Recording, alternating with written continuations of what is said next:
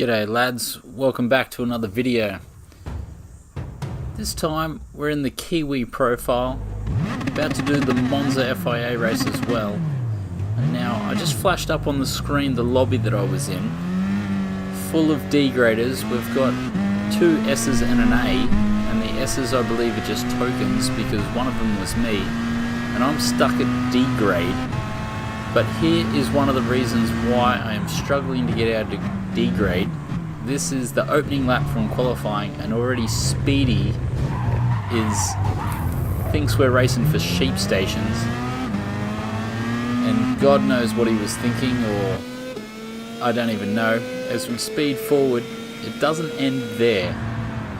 He comes past with a 5 seconds penalty, and he's about to run this bloke off the road as well. And what do we have here? A GTR coming past at 1,000,000 miles an hour. And this is one of the reasons I think I'm stuck at D. Just blokes are so heavy-handed. As we skip forward to possibly my one and only flying lap of the session, I'm stuck in this traffic. You might have noticed I'm in a Peugeot, just trying something different this season, and it has no top end. I cannot get past these 2 Evos in front of me no matter how fast I go around the corners. And as we come around the Parabolica, we're going to do a 152, and that was easy low 149s when I was practicing. And these blockers do not give me another chance, and that's where the qualifying session finishes, in P3. So back to this Peugeot job. I was just looking for a car that wasn't a Porsche or a Nissan, and I was flicking through the things and I saw the Lion badge. Bit of a Holden man, Lion badge, Peugeot, don't know, make some connections if you can. But anyway, I've made the old 427 Monaro livery to go with it, and we're going to be repping the Enduro Monaros. As the fat lady sings to introduce us to the race, there it is, the 427C. Good little piece of kit. The blokes we need to know today: DFAR in the Audi R8 and Ham It to the Bone in the GTR. Both of those cars super strong on acceleration. So here we go, P3. Can we move forwards? Are we going to go backwards? No one knows. But I'm definitely not going to catch those jets. As we shoot off down the main straight,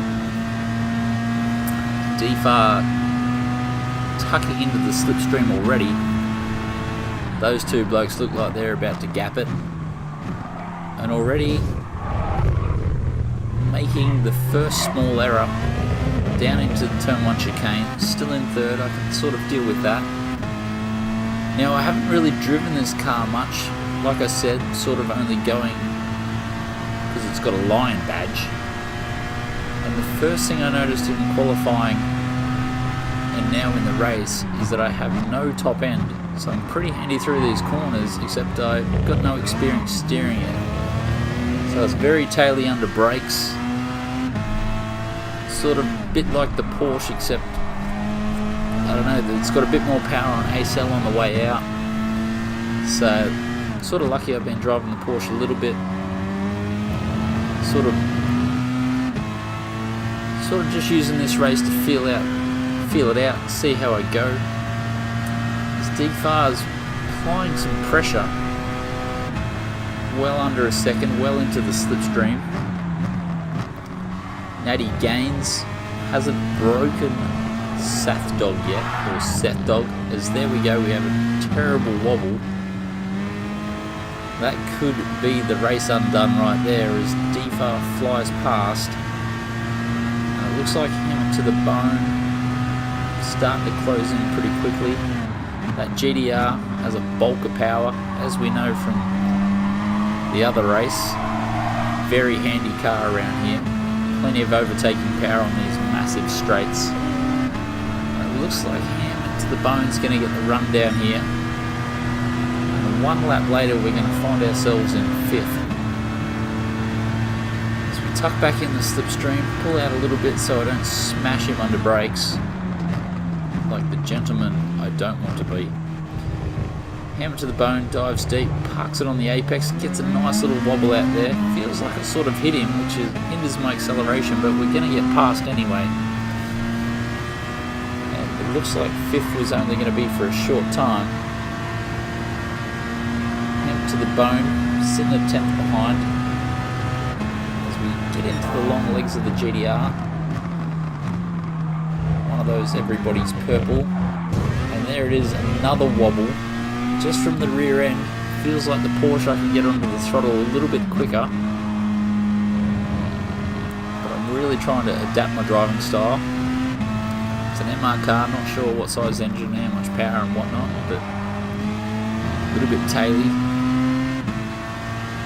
Practicing in solo, I could do as quick as the GTR almost every lap, but that was with no one on the track. As we saw in qualifying, just really hard. Once there's people around you, this car is just not as quick as it is when it's got the track to itself.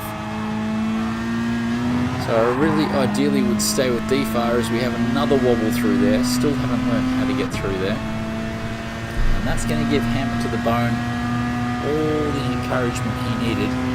That is a dead set invitation if I've ever seen one. I stay to the outside. That's not going to be a good idea as we touch Hammer the Bone's rear bar there. And GT Sport reckons that was my fault. I'm pretty sure he was there when he was turned in. He was never going to make that corner, in my opinion. And here we go. We're about to suffer the pain. I gapped him by 2 seconds there. And here is the longest 5 seconds on the planet as he flies past. Thought I might have been vulnerable to Speedy as well, but no, Hammer to the bone to Speedy was too big a gap. And I plop in there at 3 seconds apiece, 3 seconds to the car in front, 3 to the car behind, as we try and settle down and find some race rhythm. Nothing like the straight 151s of the GTR, but just a little bit of rhythm, I'd be happy. Really no top end, as you can see there. By the end of that straight, Hammer to the bones 4 seconds ahead almost. And this is where I claw some of that ground back in these corners, as once again we go way too deep in there, and that's becoming the story of the opening session. And we're about 6 to 7 seconds off Hammer to the bone when we come into the pits. Seth Dog had a bit of an issue been overtaken by Hammer to the bone. Now, I was really worried to take this early pit stop because these D-grade blokes, when you're in the middle of the pack, anything can happen. Run wide, they love a late dive, they love lunges, love anything at all. And this is a prime example as we come up here. This mate is pushing these barriers all over the road, and there we go, plough straight into one. And that's going to let that Mercedes get by.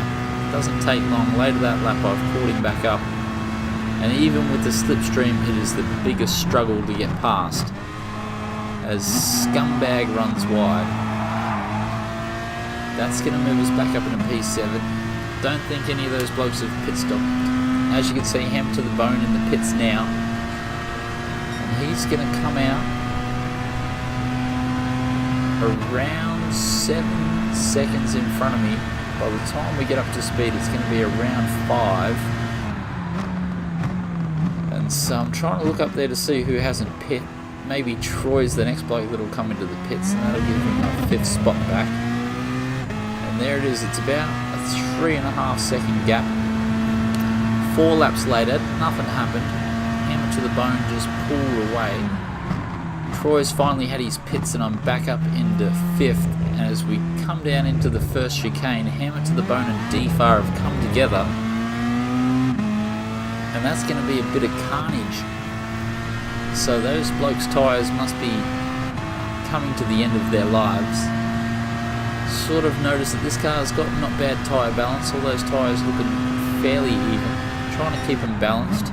It's going to be a 6th lap stint on these bad boys. Doesn't look like I'm making too much progress on DFAR there. He's about 4 seconds up. I really was hoping to get that podium back, but maybe I'd made too many mistakes early, and I was hoping it was going to come back towards me. as we fly through this section out onto the back straight. We're going to notice that hammer to the bones back down to a second as we come to start the last lap. And this is the only strength this car has. As you can see, I've gone from 4 seconds to 2 seconds on DFAR and 1 second to 2.5 seconds on hammer to the bone. So there's my 3 second buffer for the last lap. Really want to catch DFAR, but really don't want to lose to hammer to the bone. Really don't know how aggressive I can drive. Don't know whether to play cautious. Get a bit of a sniff down under to a 1.5 seconds. And then I think that little wobble there out of the chicane is the end of the story. As DFAR pulls away, hammer to the bone starts to close. We're getting into GDR territory now. And the Audi R8's pretty handy itself. It's pulled away a fair bit along that straight.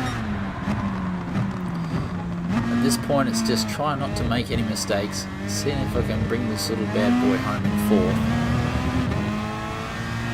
Losing just 1 position through the race, I can almost deal with that considering how average it was. It was only in this second stint that I could finally start running some 152s evenly.